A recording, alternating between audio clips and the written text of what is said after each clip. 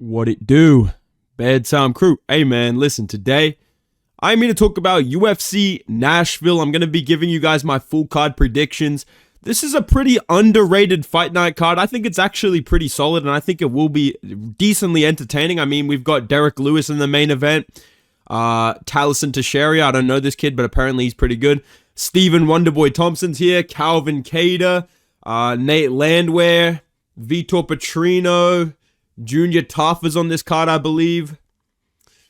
Trying to think. Oh no. And the rest are nobodies. Hey, man, let's get into this, dude. Starting off on... Oh, Jake Matthews is here as well, mate. Bloody Jake Matthews. First fight of the night, we got Fatima Klein versus Melissa Martinez. I'm going to be picking Fatima Klein by decision. Seems like a pretty solid prospect. I feel like she has pretty good jiu-jitsu. Melissa Martinez, she's coming off a win, but she's older. A little bit of a reach disadvantage. I don't really care. I'm going to pick Fatima Klein. She's like a massive favorite. I'm assuming she's pretty good. I'm just going to roll with her. All right, man. Next fight of the night to talk about, we got Mitch Ramirez versus Mike Davis. I'm going to be picking Mike Davis by decision. Mike Davis is pretty fucking good, dude. I know that he lost his last fight to Fares ZM, but all in all, Mike Davis is a pretty solid lightweight fighter. Like, he's a very solid unranked lightweight that can beat a lot of these, NPCs, a lot of jobbers. Sometimes he even beats prospects on the come up. He's a pretty solid, well-rounded fighter. A lot of physicality on his side. I would say he has a skill advantage as well over Ramirez. Mitch Ramirez can wrestle decently well. We saw him on the Contender Series at welterweight take down Carlos Prates. You know, who does that to fucking CP? But he doesn't have very good durability. This guy got leg kick TKO'd by fucking Thiago Moises. You know, he did get walk-off KO'd by Carlos Prates with a pretty weak-looking left hand down the middle. And I just think that Davis is a lot more consistent. I feel like he's just more well-rounded. And I think the difference is going to be the physicality and the damage that Mike Davis is going to be able to do with ground and pound. I believe that he has a major jiu-jitsu advantage, even if Ramirez is a decent wrestler. I would say Davis probably hits a little bit harder. I would say he's going to be able to push the pace a little bit more. And I think he's going to be able to take down Mitch Ramirez, land some ground and pound, maybe threaten some submissions. I just think Mike Davis is going to out-grapple him and win by decision. Okay, dude? Next fight to talk about, we got Kennedy Nzechukwu versus Vtor the Blob Walker. I'm excited for this fight, dude. Why am I kind of hyped for some unranked heavyweight fights, bruh? Hold on a second. Why am I kind of excited to see this fight? Now, I kind of went back and forth on this because, you know, Vtor Walker beat bloody Junior Taffer, mate. Or I've seen Junior Taffer down at the fucking local pub sleep somebody with a right hook, bro. I will be picking Kennedy Nzechukwu, though. I'm going to say Kennedy Nzechukwu finishes this guy inside 2 rounds. Now, I am worried. I am worried that when you get a heavyweight that you think is talented, one guy shoots a takedown, all of a sudden bro's a turtle on his fucking back, can't get up. Right? I am worried that we see that from Kennedy Nzechukwu. And I do think Vtor Walker does have pretty solid grappling in the heavyweight division, but I think that Kennedy Nzechukwu is going to be able to utilize a lot of, long-range attacks, especially being a southpaw. I think that's going to make it a little bit harder for Vtor Walker to really set up his wrestling with any sort of striking. I think he's going to get hit with a lot of like head kicks, body kicks, just jabs, 1-2s. You know, Kennedy Nzechukwu kind of slipping his setup punches and kind of making him a little bit uncomfortable on the feet. I do worry that Kennedy Nzechukwu is very lead leg heavy, which I think is going to present a single leg opportunity for Vtor Walker. Maybe some calf kicks from Vtor Walker as well. But his best work is usually running someone into the fence or just chain wrestling takedowns when he gets defended on the first shot. We even saw Junior Taffer defend some takedowns, then kind of get pushed up against the fence. Then, you know, Vtor Walker slowly started to break him down against the fence, got the takedown, got the heel hook at the end of the first round. But I think out in the open, Kennedy Nzechukwu is going to be a lot more mobile. I think he's going to be a lot more rangy and hard to kind of reach. And I think, like I said, he's going to make Vtor Walker miss a lot and make him a little bit uncomfortable on the feet. And I think Kennedy Nzechukwu is either going to hurt him with a body shot via front kick. Okay, write this down. Write this down so you can say this to your friends and sound like a hardcore. Kennedy Nzechukwu is going to blast that front body kick similar to kind of John Jones. He does this very well. Either he's going to hurt him with a front kick to the body or a knee to the body. Or I can honestly see Kennedy Nzechukwu getting a submission stand, like a ninja choke standing. I said ninja.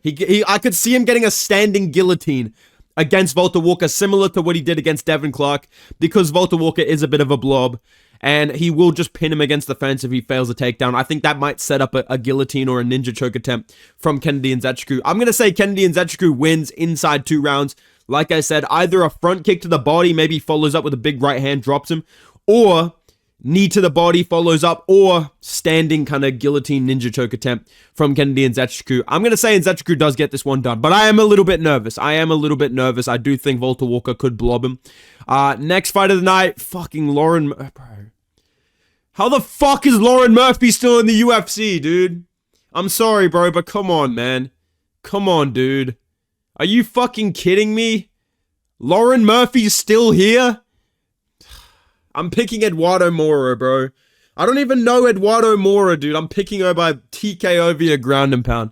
Fuck it. I think she's gonna absolutely destroy Lauren Murphy, dude. What the fuck, man? Let's try and calm down a little bit. Okay. Jake Bloody Matthews versus Chitty Njokuani. This is another fight that I'm actually looking forward to. I do think this is going to be a little bit more technical. I think this is going to be a watch MMA full classic where you rewatch it like 2 weeks later. Just kind of, boy, yeah, fuck it. Let me rewatch that Chitty Njokuani fight. You know, it's not going to be a banger that goes up on YouTube or anything like that. It's a fight you kind of got to seek out, but it's going to be decently high level. I will be picking Chitty Njokuani by decision. Now, this is a very close fight in my opinion. Jake Matthews, I do rate him. He's got solid boxing, very good grappling. But I do think that Jesus Christ, not Kennedy Nzechukwu. Chitty Njokuani has a size and power advantage. Not a huge power advantage, but he is coming down from middleweight. We've seen him be able to hurt people like Gregory Rodriguez, finish Zaleski dos Santos, which in my opinion is a very impressive victory. And I think that he has the ability to mix in the clinch work to wear down Jake Matthews with knees to the body. Like I said, he looked pretty good against Zaleski dos Santos, who's pretty dangerous. Like, I would say Alizu Zaleski dos Santos is a more dangerous striker than Jake Matthews. Even though Jake Matthews is a pretty clean, technical boxer, I don't think he's going to get fucking destroyed by Chitty Njokuani, but I've seen him out-grappled by Matthew Semmelsberger. I don't think he has this one-shot kind of power to really change the fight. I feel like it's going to be a very close decision victory for Chitty Njokuani, mixing in the grappling, just clinching him up against the fence, landing knees and elbows, which we saw him do really well against Jared Gooden. I think Chitty Njokuani is just a little bit more physical, going to cause a little bit more damage, and just has more ways to kind of win in the judges' eyes. Even though, like I said, I think this is going to be a very technical, very high-level back-and-forth fight. I do like Jake Matthews. I think he's a really talented welterweight. I would like to see him go on a run, but they just give him these fucking matchups, dude. Like, why are you giving this guy Chitty Njokuani, bro? Why do other welterweights get to fight fucking Kevin Lee coming off retirement? And I love Kevin Lee. Why is Rinat Fakhretdinov fighting debutants and Kevin Lee coming off the couch with 2 torn MCLs? Jake Matthews title run. Bro has to fight fucking Chitty Njokuani, Miles Morales, all this shit. What the fuck are we doing, man? Can we give Jake Matthews Neil Magny or something? Like, why you have to fight Chitty Njokuani, dude? Regardless, let's move on. Headlining the prelims, we've got Max Griffin versus Chris Curtis. This is a fucking unk matchup.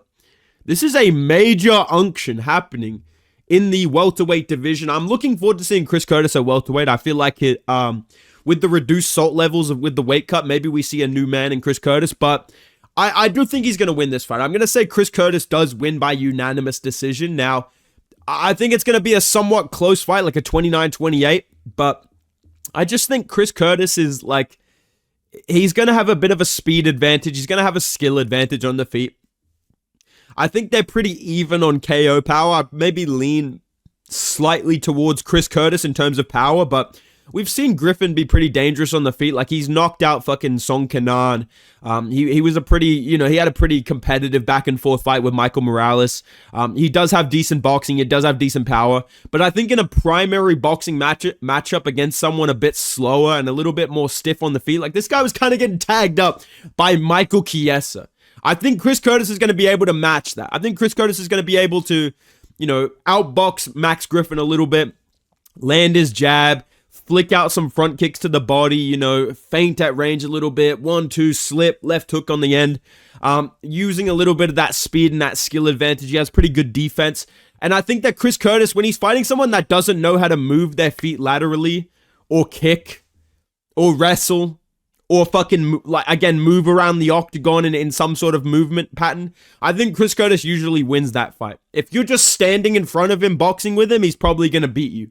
If you move your feet, he's going to start complaining. Why is this guy fucking running away from me, man? I don't think that's going to happen in this fight. I'm going to say Chris Curtis does win by decision. 29-28, maybe 30-27. Maybe he gets a knockout. Maybe Max Griffin is completely fucking washed and Curtis just puts him out with a big, like, counter left hook or a body shot or something. But I'm going to say Chris Curtis does win that fight by decision. So my picks for the prelims, I've got Curtis, Njokuani, Maura, Nzechukwu, Mike Davis, Fatima Klein. I'm very worried about the Nzechukwu fight. I feel like Vtor Walker's a pretty solid underdog. And I feel like Jake Matthews and Njokuani is going to be pretty close as well. All right, dude, let's move on to the main card. First fight of the night. Voices in the air. This is my fucking main event, baby. Junior Taffer versus Taco Tacos. We have all been waiting for this. We are canceling all of our plans on Sunday the 13th of July at 11 a.m. to watch this fight. This masterpiece of martial art. How does this company have simultaneously, like, the two greatest fighters ever? Like, we've got Ilya and Islam. Without a doubt, two of the greatest fighters of all time, the two best fighters in UFC history, two of the most premier, skillful athletes in any sport. And we also have fucking Junior Tafo and Taco Tacos fighting. How do you have both of those in the same organization? I don't know, but I love it. I'm picking Junior Tafo. Mate, Junior Tafo? Boy, fucking TKO, bro. Taco Tacos is like a punching bag, bro. I'm sorry, but Taco Tacos literally just stands around in the light heavyweight division just shaking his head. And Junior Taffer, yes. Do I think he can stop a single takedown? No, I don't. Do I think he actually cares whatsoever about, you know, winning an MMA fight if it's not by knockout? No, I don't. But I'm going to just assume that he just chins Taco Tacos in round one, because it actually looks like Junior Taffer trained for this fight. I've seen some photos, I've seen some videos of Junior Taffer in camp. It looks like he's actually training to fight someone, so I do think Junior Taffer is going to win this fight by knockout. I think that Taco Tacos is going to stand there with him, maybe try and brawl with him, and I'm assuming he's just going to get chinned in the first round. This guy's literally put in the UFC to lose to people. He just shakes his head at range. I'm going to pick Junior Taffer by KO. I think I will say this before I talk about the rest of the main card. I'm feeling like this fight night is about to be a fucking hood classic. I feel like this fight night's about to be better than UFC 318. I think that this is going to be like and real bull knowers know exactly what I'm about to say. This is going to be like a UFC Texas, like a UFC London 2022 type hood classic. If you know, you know. I feel like this is going to be a lot of finishes. I'm going to say Junior Taffer kicks off the card with a knockout victory. Next fight of the night, we got Vtor Patino versus Dejuan Lane. Bro thought if he changed his name, maybe the odds would change. Austin Lane, we know it's you, brother. Austin Lane, you can't change your fucking gamer tag, dude. You're 13-6. We know it's you, bro. I'm picking fucking Vtor Patino by knockout. I know that Vtor Patino lost to Anthony Smith. I know this. I'm very well aware of this. I picked Anthony Smith. Just saying. I'm just letting you know I picked Anthony Smith. Just saying. Just putting that out there. Regardless, okay? He was kind of winning against Dustin Jacoby. Like, he was actually kind of winning that fight before he got knocked out with the Usman sequence. Vtor Patino, he has solid grappling. We've seen him use his wrestling a lot against Tyson Pedro, Anton Tokaj, the Pleasure Man. I mean, who does that to the fucking Pleasure Man? I think that even if you bum rush him, you're in trouble of getting knocked out, which we saw happen to Modestas Bukauskas. I don't see Austin Lane doing any of these things that Anthony Smith or Dustin Jacoby did. Like, if he flukes a KO, okay, I can't predict that. But I'm going to be pretty fucking shocked if Austin Lane wins this fight. I think that Vtor Patino is going to KO Austin Lane inside 2 rounds. I'm sure he's just going to put a left hook on his chin and just put him out. It's very sad watching Austin Lane just get chinned again and again and again, but it is what it is, dude. I think that Vtor Patino actually trains MMA, not like fucking Rob Lobos de Spain, so I think he's going to be able to defend some sort of takedown early on. They'll get back out in the open. He's putting a left hook on the chin, and I think he's just going to knock out Austin Lane inside 2 rounds, probably in the first round. Yeah, I think this is a very carefully set up bounce back victory for Vtor Patino by the UFC. Like I said, I'll be fucking shocked if he loses this fight, dude. All right. Next fight of the night, we got Nate Landwehr versus Morgan Sherrier. I'm going to pick Morgan Sherrier. Like, you really can't predict Nate Landwehr because I feel like if you don't pick him, he randomly locks in and he actually looks good and he wins. But if you do pick him, he just gets completely destroyed like he did against Doo Ho Choi. Like, he looked like a fucking crazy man that was getting subdued against Doo Ho Choi. Am I wrong? Like Nate Landwehr literally looked like the fucking crash out that you knew in like middle school. Like the kid that was just flipping desks and shit when he's getting fucking detained. Like Doo Ho Choi just took his back, just blank face, just holding him, waiting for him to fucking calm down and then finished him. I'm gonna pick Morgan Sherrier by KO. And the thing about Morgan Sherrier, like he's not good, but he is. I don't know how to explain this fucking guy. He's not good, but he is though. Like his record is fucking trash. He has a fucking women's MMA record, like a heavyweight unranked record right now. I don't even know why he's signed to the UFC. His only wins are in Paris. But at the same time, like, he is skillful. He is good. He dropped Nathaniel Wood. Mate, he's dropped bloody Nathaniel Wood. Nathaniel Wood's the future of MMA, mate, and he's bloody dropped him. I'm going to pick Morgan Sherrier, though, dude. I think that Nate Landwehr is really good at pushing the pace. He does have solid grappling. You know, he has that kind of one-shot KO power if he gets in your face and really makes you uncomfortable. But we've seen this guy get stung. We've seen this guy get rocked. We've seen him get completely out-techniqued early on by pretty much every single opponent he's had in the UFC. And his last fight, like I said, he looked pretty fucking bad against Doo Ho Choi. I feel like his age is starting to show a little bit. Again, he does have good cardio. He does have good grappling, good submissions, decent power on the feet, but not the best defense, and I think that his chin is starting to kind of take a toll from all the wars that he's been in. I feel in this fight, he's going to walk into a big left hook from Morgan Sherrier, like late in the first round, early in the second round, and just get finished. I think that Nate Landwehr is going to be trying to go get in Morgan Sherrier's face, trying to go crazy. Sherrier's kind of front kick into the body, keeping range, you know, looking for big blitzes. Maybe Nate Landwehr gets a takedown early on. I think at some point they're going to get back in the feet and then Nate Landwehr is going to bum rush him and just get caught with the big left hook and get sat down. Morgan Sherrier follows up, gets the finish. It's either that or Nate Landwehr like come from behind round 3 submission. That's what I believe. But I'm going to say Morgan Sherrier gets him first and wins by knockout. Okay, dude? Next fight of the night, man.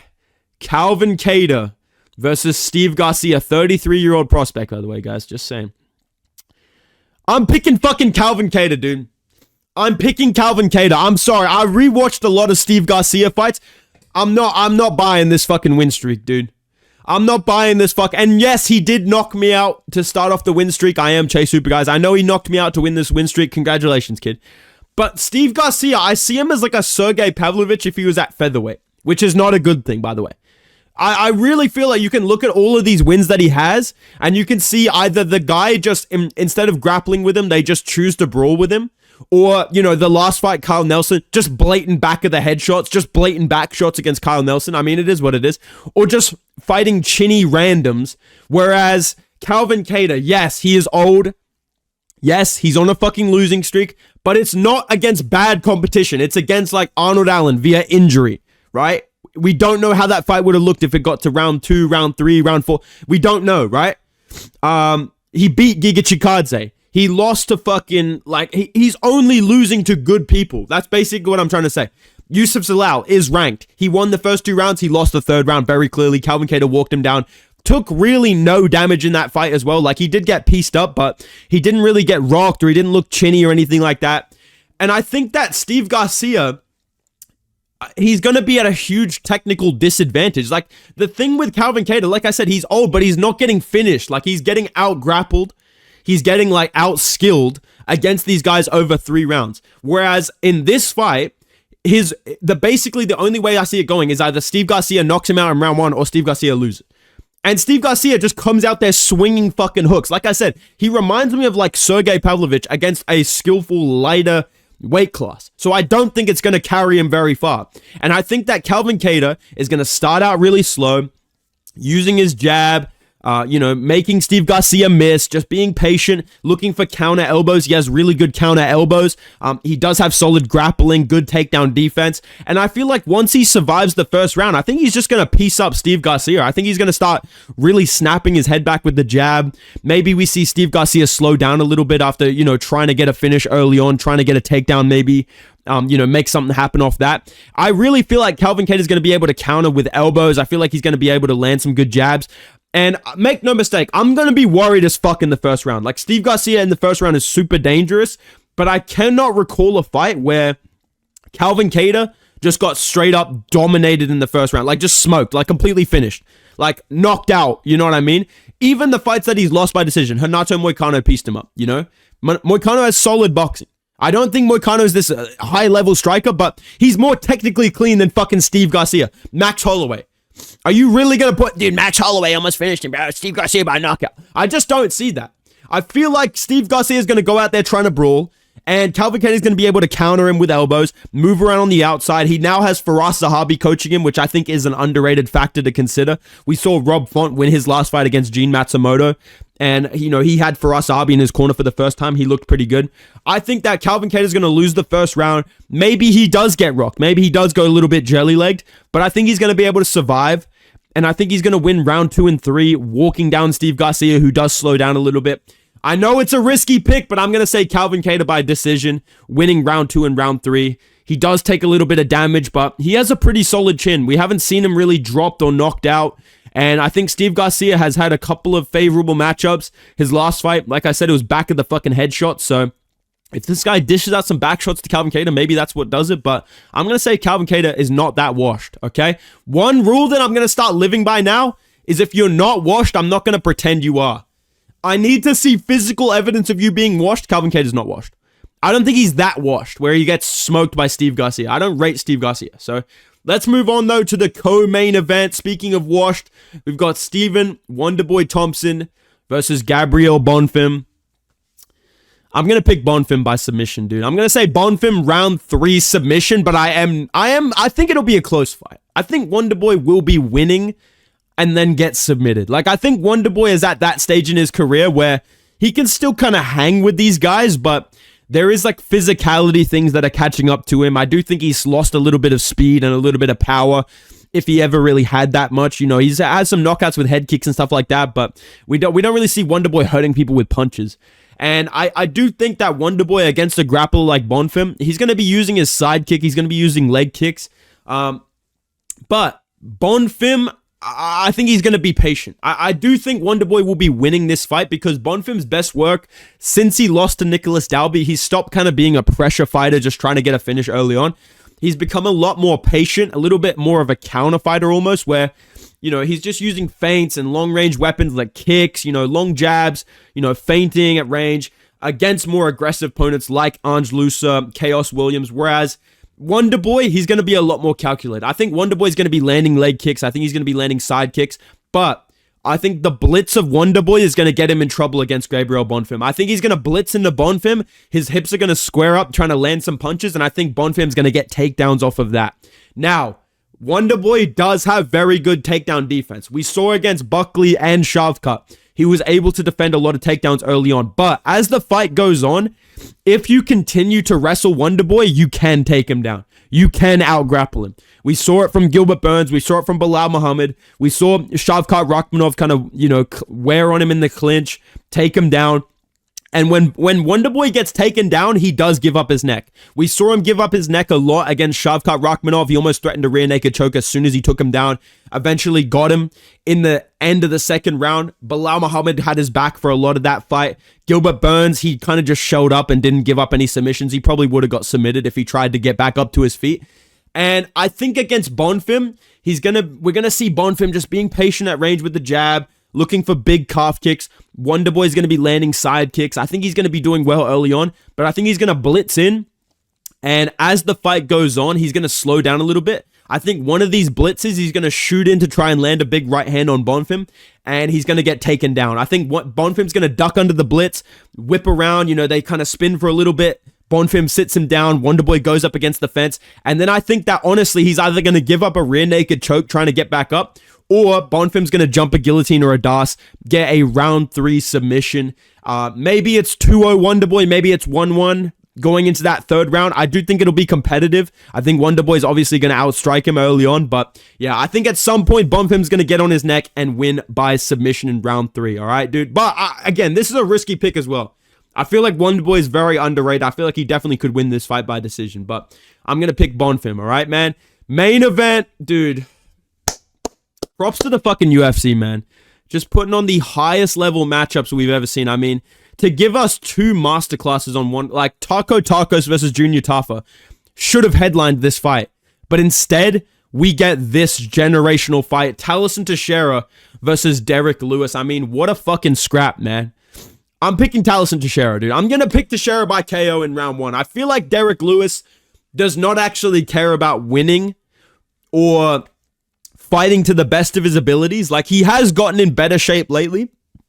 He does have very underrated, like, defensive grappling. I know that's funny to say when he's been submitted or just kind of ragdolled in a lot of his fights, but he is actually hard to control and kind of hard to submit and hard to hold down. But he always clinches with his opponents, and I feel like that's going to get him in trouble against Talison Teixeira. Like, we saw him get outclassed by fucking Volkov way back in, like, 2018. We saw him get clinched up and knocked out with the elbow up against the fence by Taito Ivasa. Nascimento, Almeida, Tybura, he tied up with all of these guys up against the fence. And I think at some point, Talison Teixeira is going to be very, very dangerous in that position and land something big, like a knee to the body or an elbow like we saw against Justin Taffer. I think this fight is going to look like this, right? God damn, my nose is blocked. I think Teixeira is going to be feinting kicks at range. Like, he's going to come out feinting that rear kick. I think he's going to be blasting head kicks, big body kicks. And I think Derrick Lewis is going to do a classic Derrick Lewis move and just start out throwing nothing. I think the first round, Derrick Lewis is going to land maybe like 2 punches. Dead ass. I think he's going to look like absolute shit in this fight for no reason. I think Lewis is going to get backed up early on, just standing around at range. And I feel like either Derrick Lewis is going to back himself up against the fence and they're going to get an exchange, and Talison Teixeira just clips him behind the ear and drops him. Or, you know, he gets reversed, like he clinches up Talison Teixeira, he gets spun back against the fence, and I could see Talison Teixeira finishing this guy exactly like he did Justin Taffer. Like, big knee to the body, boom, big elbow, straight away drops him, right? Follows up with ground and pound. I really, for whatever reason, I can picture Derrick Lewis claiming early stoppage and or back of the head shots. Am I the only one that, I don't know why, I feel like Derrick Lewis is that type of guy where Talison Teixeira is going to clip him behind the ear, and Derrick, man, you know, he got me behind the back of my head, man, you know, this is what it did. I feel like I can just picture that for whatever reason. So I think Talison Teixeira will win this fight by knockout in the first round. I am excited to see how good or how bad he actually is. I think that we're going to need to see a grappler beat him. Like, I think someone like Curtis Blades, Jailton Almeida, you know, potentially like a fucking Waldo Cortez Acosta, someone that can just extend him to like round 2, round 3. And just see if he actually can wrestle, if he actually has cardio. But I'm not going to trust Derrick Lewis, who's just so inconsistent. He just trolls around in the octagon. Like, obviously, there's a chance of a big fluke overhand from Derrick Lewis. Like, I'm not trying to be funny. Like, genuinely, Derrick Lewis can fluke anybody in UFC history. This guy can literally lose 99% of a fight and just fluke you with an overhand. I can't predict that. I'm not going to be like, yeah, dude, Derrick Lewis is going to get dominated by Talison Teixeira, then randomly fluke him. I'm just not that type of guy. I'm really not like that. I think Talison Teixeira is probably the pick here. I'm going to say Talison Teixeira wins this fight by TKO in the first round. Pressures him back up against the fence. That's really going to be the danger zone for Derrick Lewis, is being put back against the fence. And I think Talison Teixeira is either going to clip him behind the ear with a big hook or a knee to the body followed with a big elbow. Derrick Lewis goes down, ground and pound from Talison Teixeira. Fight's over. Somewhat early stoppage maybe. I'm going to say Talison Teixeira does win this fight, though. So these are my picks for UFC Nashville. Let me know your thoughts, your predictions in the comments down below. If you guys are enjoying the videos, make sure you guys drop a like, subscribe to the channel. It's going absolutely crazy right now. I really appreciate all the new subscribers. We're at like 84,000 subscribers, about to hit 85. So I really do appreciate all of you guys. I try and like every comment that I read. But yeah, man, appreciate all the support. Make sure you guys go follow me on Instagram and Twitter at Bedtime MMA as well. And I will see you guys in the next video, man. Goodbye.